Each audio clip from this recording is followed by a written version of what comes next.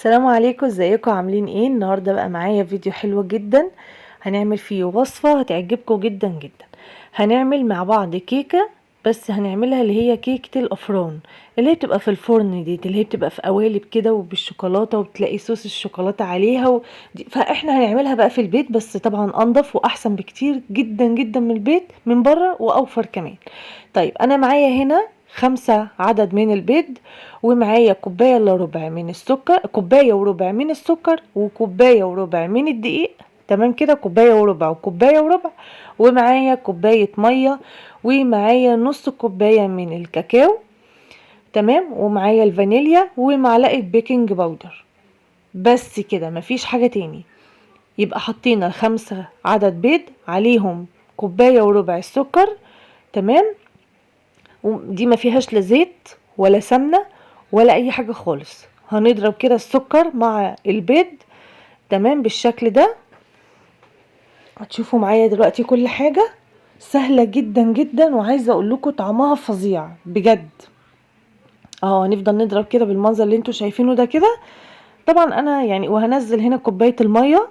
انا اتغبيت شوية ان انا بنزل كل الحاجة دي في الشفشق الصغير ده، طبعا هيبهدل لي الدنيا، بس هنقله بقى في حاجة تانية اوسع. ساعات الواحد بيكسل كده يقول ان شاء الله هتنفع، لكن لا، ما ينفعش. بصوا يعني اصلا يبقى اهو، بصوا المنظر ما ينفعش، فقلت لا، انا هنقل بقى في حاجة اوسع. بص، قلت همشي وهكمل وبتاع، حسيت لا مش هينفع، والدنيا بصوا هتبتدي تنزل مني. قلت لا لا لا، مش هكمل بالوضع ده ابدا، هنقل في حاجة اوسع بقى، وهبتدي ان انا اعملها بالشكل اللي انتوا شايفينه ده. هبتدي بقى ان انا كده ايه، كده انا حطيت ال5 بيض، عليهم كوباية وربع من السكر، كوباية مية. تمام، والدقيق كوباية وربع، ومعلقة بيكنج باودر، وابتديت ان انا اضرب. تمام كده، هبتدي ان انا انزل الايه، نص الكوباية من الكاكاو. حابة بقى ان انت تعمليها بيضة عادي خالص، حطي بدل نص الكوباية دي حطي الدقيق، يعني هتبقى بدل الكوباية وربع، كوباية ونص، هتبقى كوبايتين. تمام كده. هنضرب بقى كده بالشكل ده كده، مفيش زيت خالص. تمام، متستغربيش ولا اي حاجة. عايزة اقول لكم والله هشة جدا جدا وفظيعة، هتجربوها هتعجبكم جدا. هتجربوا معايا بس كده واحدة واحدة، وشوفوا معايا المقادير، وابتدوا ان انتوا تعملوها سهلة، مفيهاش اي حاجة خالص. اهو بالشكل ده كده هبتدي اضرب معايا بقى ايه، القوالب ديت. حابه انتي تعمليها في صينيه مفيش مشكله، حابه تعمليها في القوالب ديت وكل كده واحد ياخد قالب ياكله ويرمي، هتبقى حلوه قوي وجميله بصراحه. يعني انا حبيتها في القوالب دي، انا قبل كده عملتها في مره بس من غير تصوير، يعني عملتها في صينيه عاديه وخلاص عادي، كنا بنقطع منها كده. ومره بقى اللي هي قلت ايه، هجرب القوالب دي، بس قلت هجربها معاكم بصراحه. عايزه اقول لكم دي احلى، بس بتحطيها بقى في صينيه كده علشان كله يبقى ايه، جنب بعضه، وتستوي كلها مع بعض. وكمان ال الشبكه بتاعت الفرن يعني بتبقى مفرغه شويه، فما تتعوجش ولا اي حاجه، فتبقى مظبوطه يعني من تحت. تمام، اهو هبتدي ان انا انزل كده في القوالب بالشكل اللي انتوا شايفينه ده. حلوه جدا على فكره القوالب دي، بجد تستاهل يعني ان انتوا تعملوا. في بقى المدور ده، وفي اللي هو المتهيألي المربع، فبراحتكم بقى، هاتوا اللي انتوا تجيبوه يعني. تمام، ادي اهو ما شاء الله كمية معايا حلوة بالشكل ده. هبتدي بقى نعمل ايه، دخلناها بقى الفرن خلاص. وطبعا مسخنين الفرن بقى، كلنا خلاص عارفين حاجة زي كده، قبل ما نبتدي بنسخن الفرن بتاعنا. هبتدي ان انا اجيب بقى ايه اللي احنا هنعمله، التوبنج اللي هنعمله ليها على الوش. معايا كوباية كده الا ربع من السكر العادي خالص، حبيبات. تمام، بالشكل ده كده. هبتدي ان انا انزل عليه معايا ده نشا، ادي معلقة وادي التانية. تمام، طعمه خطير بجد، طعمه تحفة جدا جدا، جربوها يعجبكم قوي. هبتدي ان انا انزل معايا هنا دقيق، يعني كده حطيت نشا وايه ودقيق برضو معلقتين برضو بالشكل ده كده. ماشي، طيب وهنزل كاكاو، عشان انا عاملاها كلها بالشوكولاته، يعني كميه الكاكاو برضو يعني مقدار مثلا كوبايه الا ربع كده كاكاو، يعني ما تستخسريش فيه، يعني زودي، بيبقى طعمه حلو بصراحه، وبالذات كمان بيبقى كاكاو نضيف.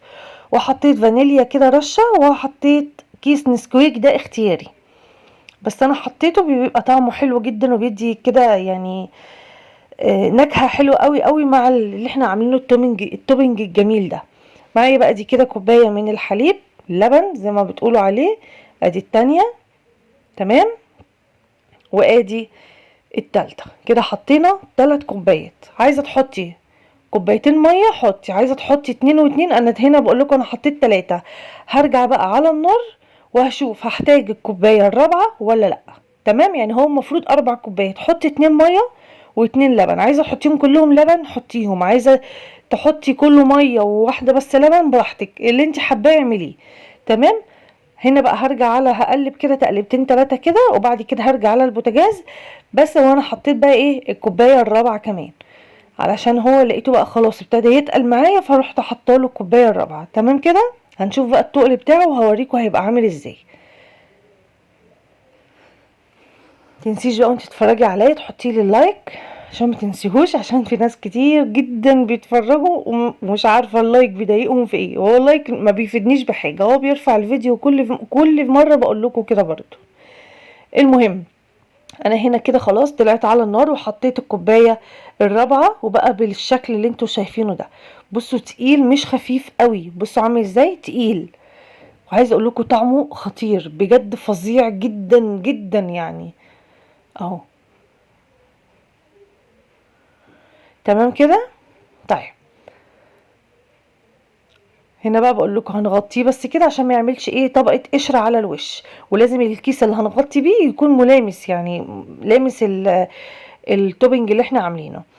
بصوا الكيك بقى بتاعي طلع ازاي، عامل ازاي. بصوا طري طري جدا وهش، ومن غير زيت من غير اي حاجه خالص. يعني احنا ممكن نعمل كيك عادي اهو من غير زيت ولا سمنه، عادي خالص. بصوا معايا بقى هنا البلبله اللي هي المدوره العاديه، ما عندكيش مفيش اي مشكله، كيس سندوتشات وقصيه كده بالمقص من فوق وعادي خالص حته صغيره كده. وابتدي ان انتي انزلي بالكريمه بتاعتك بعد ما تهدى بالشكل اللي انتوا شايفينه ده، ويكون الكيك بارد. ما تحطيش والكيك يكون سخن، تمام، كيك بارد. هنا معايا اللي هو الكيس بتاع العسل ده، بتاع الكريم كراميل. قلت هعمل بيه ايه، فانا هسقي بيه الكيك بتاعي بالشكل ده كده من تحت. ما عندكيش عادي شويه شربات واسقي الكيك. مش عايزه تسقي الكيك مفيش، ما تحطيش حاجه. عايزه تحطي تعملي نسكويك كده وتسقي الكيك، هيبقى خطير خطير خطير خطير. تمام، زي ما انتوا حابين بقى، زي ما تحطوا عايزين تسيبوه كده عادي، هو اصلا مش محتاج بصراحه. تمام بس كده. وهنلف بقى بالايه، بالصوص اللي احنا عملناه الجميل ده بالشكل ده كده. حطيته اهو في الكيس وهلف بالمنظر اللي انتوا شايفينه ده. بس سيبوه يهدى بس شويه، مش يبرد قوي، هو يهدى بس يكون الكيك بتاعي اللي بارد خالص، الكيك بارد خالص خالص يعني. تمام اهو هلف كده بالشكل ده منظر كده. يعني تيجي تاكلي الكيك بقى هتشوفوا معايا برضو وانا بقى باكل معاكم واحده وتشوفوا شكلها من جوه عامل ازاي. يعني دي بقى الكيك ده بصراحه انا بشوفه في الافران كتير قوي، بس طبعا بقى ايه ببقى مش قادره بصراحه ان انا اجرب، يعني مش بحب اكل الحاجات دي من بره خالص. وفي البيت انضف يعني بكتير واوفر بكتير كتير جدا يعني. اه بالشكل ده كده هنلف بالمنظر ده. وكمان مدينا منظر، يعني التضليع على كده اللي داير ما يدور ديت مدينا منظر كده شكلها حلو. عندك بقى اي تزيين عندك، ما عندكيش مفيش اي مشكله. انا كان عندي شويه الحاجات دول رحت حطاهم كده عليها بالمنظر اللي انتوا شايفينه ده. الابيض ده جوز هند، بس انا ما بحبوش بصراحه يعني ماليش فيه قوي يعني، بس انا رحت حطاه كده برضو ايه منظر كده بالشكل ده. شكلها حلو جدا، عايزه اقول لكم فظيعه يعني. حتى لو حد جايلك ايه المشكله ما تعملي حاجه زي كده وتقدميها شكلها حلو. مش لازم يعني مثلا لاولادك بس، لا ممكن تاخديها وانت رايحه لحد برضو شيك، مش وحشه يعني. شكلها حلو جدا وطعمها احلى واحلى وطريه جدا بصراحه. طبعا مش هي دي الكميه بس يعني، بس انا قدمت معاكم دي تمام عشان في تاكل كده من ورايا يعني. نفتح بقى مع بعض واحده كده واوريكم من جوه عامله ازاي. بصوا الكريمه اللي احنا الكيك اللي احنا التوبنج اللي احنا عاملينه من فوق جميل جدا. بصوا عامل ازاي، بصوا بقى الكيكه طريه باينه اهي يعني حتى وانا بقطع. بصوا من جوه فظيعه، بصوا هشه جدا وطريه ما شاء الله، تحفه بصراحه يعني، تحفه تحفه.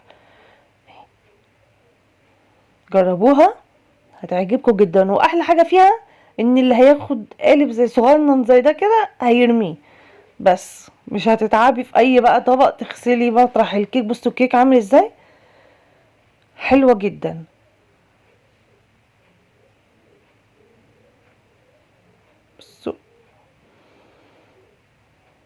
طبعا عماله اكل بقى.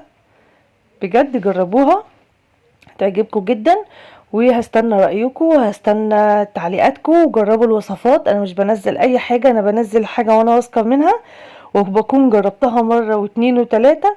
وان شاء الله اشوفكم على خير، واقول لكم السلام عليكم.